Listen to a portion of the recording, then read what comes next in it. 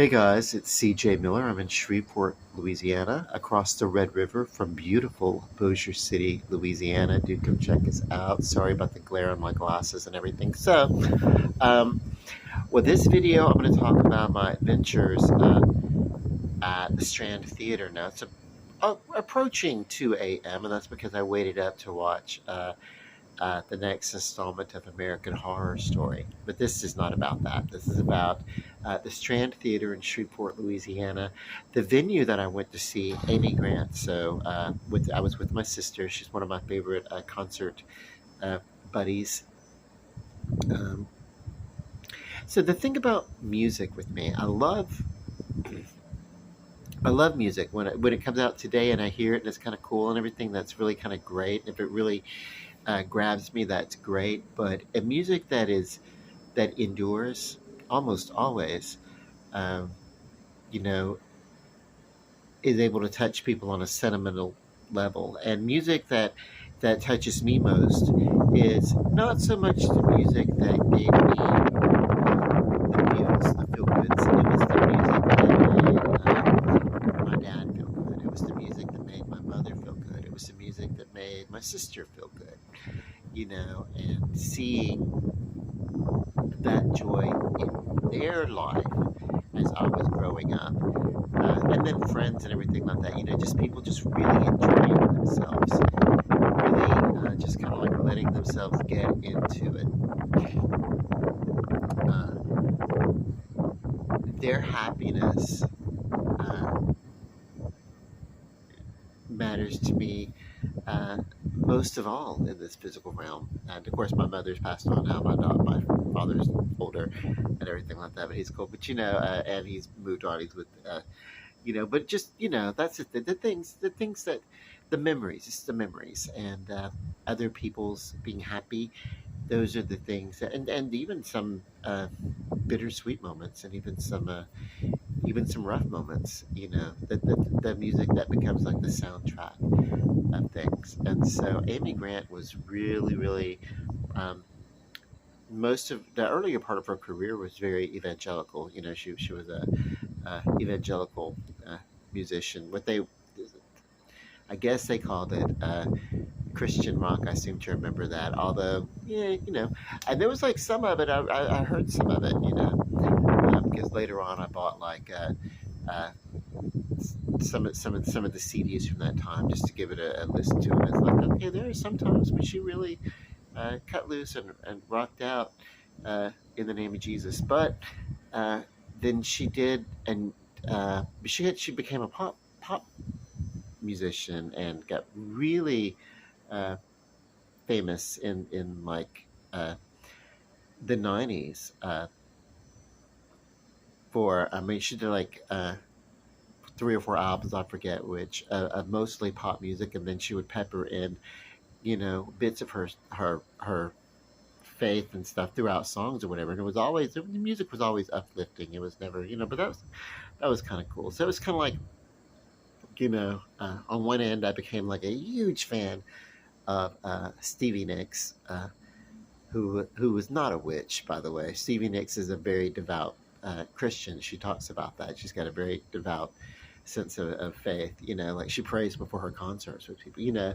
And then later on, but she sang about things of a mystical nature and stuff. But it just kind of but it was storybook stuff. Uh, but then of course we have like you know Amy Grant, who I think did great. You know, in those uh, in those albums, and she really really rocked out. And this was a very mellow, stripped down concert, the performance that she gave tonight, and it was kind of cool. Now, the Strand Theater, on the inside of the Strand Theater, um, I had a video that I had taken, but I've been there before. When did I go there? I went there to see the Kenny Wayne Shepherd concert a couple of years ago. Uh, yeah, it was probably close to 2 years ago, but there may be a video about that. I think it's in my YouTube because I don't think I was doing it on Facebook. I think I was doing YouTube. So Kenny Wayne Shepherd, if you go back there, maybe some of the stream, but uh, we're way in the nosebleeds, way in the back then. But I think we got some of the video. But here we were like a second balcony, which was um, B seating, but A seating, A balcony is probably like the best seats in the house. So we were kind of like really kind of right. We're like row B in B section. You know, it was like yeah, we were good. We were good. So we had like primo seats as far as I'm concerned, uh, and the only thing that could have been better would have been like front row. I'm not the kind of person that wants to go like stand up for 2.5 hours. Although if it's a rock, like a real rock and roll, like guitar based rock, you know, then I'll do that. But this was, you know, she did a lot of the evangelical stuff from earlier in her career, actually, you know, even though she was known mostly as a pop star in the '90s, going on, but really those songs were also of a uh, you know, evangelical kind of nature too, like you know, uh, overcoming adversity. You know, communication through love and everything. So it was kind of cool. So at one point, like she's doing the whole like her little talking in between, and she's like, you know, everybody in the family is in therapy, by the way. And I'm like, oh yeah, who the hell's not, you know? But yeah, no, it was kind of cool. But yeah, but we did the Strand Theater in Shreveport, Louisiana, the interior of it. It's probably the most beautiful building I've ever seen, with the most beautiful fixtures. I have been in many cities in the US, and I have never seen, ever, have I ever been into a building that has such a grand hall that is so opulent. It is almost, well, no, it is. It is the grand old theater style of the old Hollywood, that glamour. Like the room is glamour, it is opulent, it is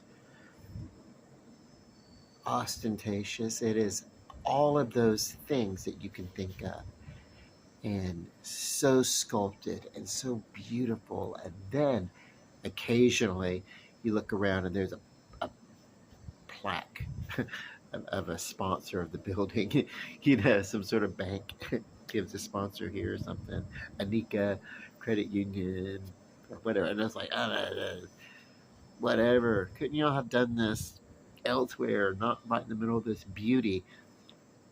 But whatever, you know.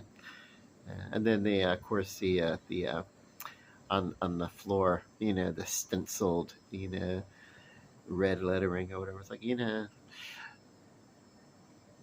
I mean, if you get some ushers that know what they're doing, you don't really need this. You put a little place marker on the little chairs or something. Now the chairs are wooden with a little bit of cushion, and they're those old cushions, those old school movie theater seats. Because this used to be a movie theater, and then it was like revamped and turned into a place for stage production.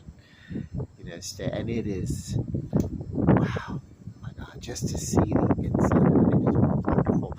Most of us won't see things like that era of opulence, that was the grand Hollywood era. That's not going to come back ever. That is, I wish it would.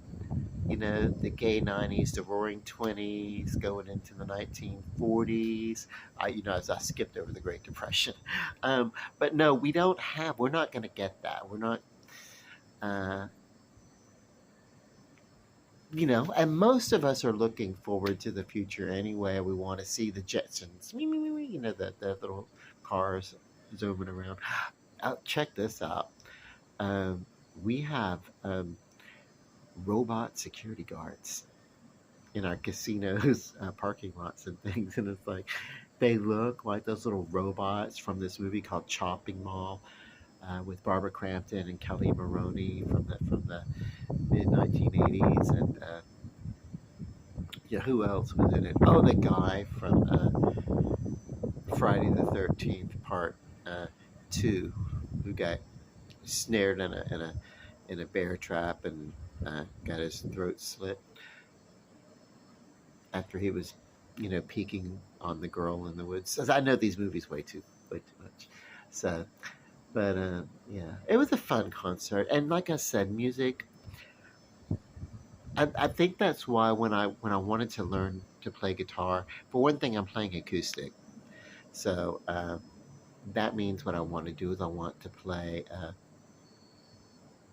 songs that can easily be played, and I'll leave the shredding to other people. I don't know.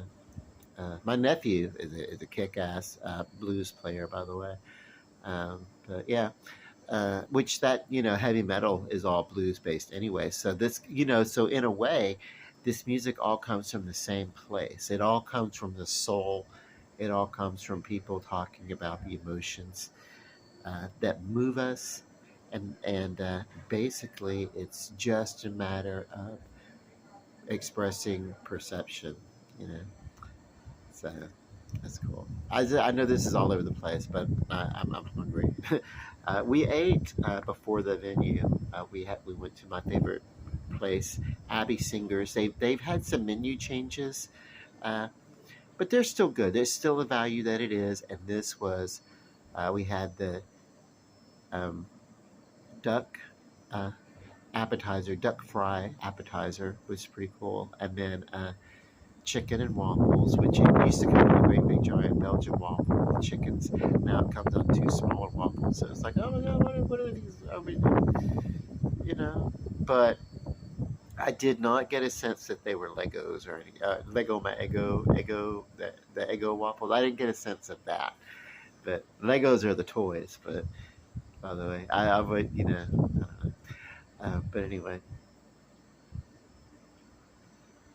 uh, but yeah, stuff I always call the frozen ones. This wasn't that because they were bigger than that, but it was like there's not the big.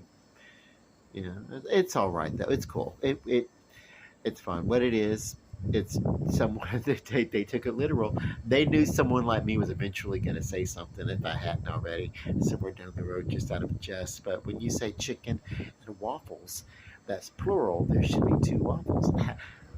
I know I must have said something like that somewhere down the road. Usually it's just one waffle, but they give you two. Now and it's cool, and the portion was plentiful. I hadn't eaten, and it was just yeah, that was cool. It was great. It was fun. My sister's great company. You have uh, um, you get like a few chances out of all the people that you're ever going to meet in the world. You get a chance to have uh, just just a small few people who are uh, really just in your life, and people who just know you and you know them, and it's like, okay, I don't want to hurt your feelings, you don't want to hurt my feelings, and we can tell it like it is, and it's that you know someone as well as you know yourself, uh, even to the point of knowing that there are things that you don't know about each other. But that's kind of like, my sister's like that, and I think it's with me, but it's because we were like younger, we moved around a lot. We were a traveling nomadic family, what can I say? And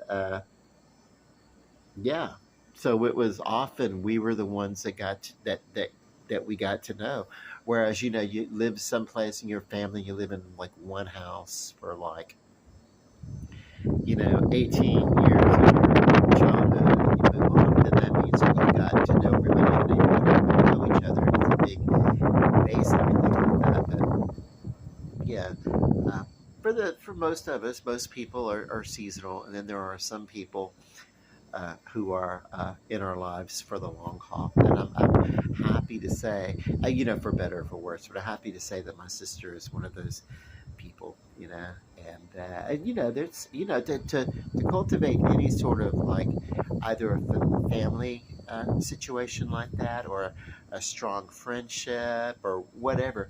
It just you have to persevere and learn persevere through the learning of each other's boundaries and learning how to communicate. And I don't know, uh, agree to try things that the other person likes that maybe you wouldn't have thought of. Like my sister introduced me to hockey.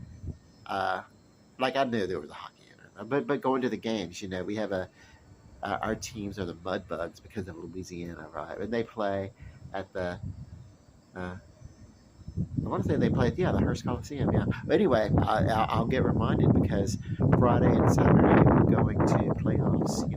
And we have teams that come from Canada, we check them out, and well, yeah, we find out what it's all about. I'm making fun of Canadian accents. I can't do it. They don't really say a boot. They're like a boat, whatever. But uh, anyway, um, yeah, it's like it's fun. It's fun, and yeah, what's kind of cool is I've got this uh, fur coat, so I'm gonna wear my fur coat because it's fucking cold in there, man. But yeah, it's cool. Uh, yeah, it was a fun night. But my dinner's about ready, and the next video that I talk about will probably be about American Horror Story. This next episode, because it's like. Uh, I don't know if there are 9 or 10 episodes this season, but I know that we gave us that first part. They gave us like 5 episodes, and then by that time there was a full-on actors and writers strikes going on, and it's like, yeah. So, and then I started watching American Horror Story, and it's like, okay, so I watched part 6, and not too much was going over. The 1 or 2 moments, like the baby that the character is carrying. Has claws and like poke through his stomach. That was the big thing. Oh, and then the mother-in-law, her husband's mother, died. And then in the second installment of American Horror Story Part 2, you find out it was mostly the story of uh, the first wife, what was going on with her, that she was tied in with this witches, dark, satanic kind of cult thing, and then she wanted out of it, but they wouldn't let her out of it. It was kind of like her story. And at one point, yeah, you could find out that the father-in-law, I don't know if it's the same thing or not, because at one point this preacher is like in a previous episode telling the random stranger who's the mother-in-law. She's like, I don't know anything about your problem. I'm talking about what's going on. So I don't know if the ritualizing that the father did to the mother uh, is an issue or not. But I do feel I picked up on some language that could it be that Miss Alcott, the lead here, is in on the fact that she has like traded off her baby? Because who wouldn't run to the doctor when you got claws sticking through your stomach? See, she knows. She's not innocent. I think she made the deal. Uh, whatever the deal is, I think she made the deal. I think she's in on it because, yeah, you don't hallucinate that damn much. uh, so I don't know. We'll see. We'll see. But we're down to about to watch the next episode, and that will be uh, uh, episode 8. And I don't know if we're going to go past 9 episodes on this one or not. I don't know. It would be cool if we did. But yeah, we'll see. We'll see. I only saw them listed on Hulu as 9 episodes, but that maybe they just haven't listed a 10th or not. I don't know. But momentum has happened. And it's like, it's so weird because with these being like short seasons, you really don't, it's the story is there. First few episodes kind of give you a build up, and then the middle, you get like a body of what's going on. But this season we had like a disconnect because of those writer strikes and actor strikes and everything like that. So that by the time it came back, it was like, okay, something, I feel like we're picking up a little bit later on. And so literally this one's different because usually the stories are kind of quick, you know. Those earlier seasons, they would have like a spring break or a winter break. Not a spring break, but they'd have like a fall break and a winter break over the holidays. But for the most part, within 3 or 4 months, you'd get uh, all of the story, you know. And then they started like doing it without the breaks because the earlier part of the year it's like, wow, we're getting this. It's kind of cool. I don't have to wait to find out what happens. And so this time it's like we did have to wait because of the writer strikes, and I'm like, you know, and it took months to get back into it too. Oh well. But um, you know, everybody deserves the right to have to like negotiate. You know, like sometimes I can't penalize people for having to negotiate how they earn a living. That's, you know, not my business. Um, you know, so I get it. Okay, and then what else is going on is yeah, I'm just in a real good mood. I'm fixing to go in here and eat some chicken thighs that I've taken, put in the oven with a little bit of sauce and everything. I don't know. It's about done. And I know that it's after 2. I know that my new episode of American Horror Story is there. And then I'm going to go, we'll see, Friday and Saturday, I'll be showing videos at the Mudbug Madness. And what's great about that is just going, I think it's a release. I think it's really cool to go and watch or whatever, and then be like, oh, da, da, da, da, hey, you suck, you know, whatever. That's the chant they do. Okay, so I'm getting like a little hoarse with all the talking that I was going on. Oh, one thing about the Strand Theater, if you're local, this is something too. I don't always keep money on a like plastic. I had cash money with me tonight, but the venue for cash, they don't take cash. They just take plastic for the concessions or whatever. And it's like, whatever. So it's like I wrote the review on that. It's like everything's wonderful, da, da, da, da, da. And then I wrote my review, and I think, but the one thing, you know, sometimes people just have cash on them. Maybe, you know, they don't. Maybe, you know, especially those drinks. So you go there, the drinks at that place, you will pay for some drinks like a lot. You know, like for a soda, you're gonna pay a good $5 for a soda, probably. You know, but yeah, I don't know. I think I've always just had like plastic with me or whatever, and this time I just didn't. Yeah, I didn't. I had a cash, you know, but they don't accept cash, and it's like, oh my god. But they probably make use of temp employees and venue employees and stuff like that. They need to make sure that someone's not going to like pocket the money or whatever. I don't know. Uh, well, screw these people. No, I don't mean. I no, no, no, no. Let me get a positive attitude about it. I'll know next time to take plastic. Actually, when I wrote the review, I was like, you know, next time I'll just smuggle in drinks, you know, like normal people do. Love and light, everybody. Really, peace. Good night.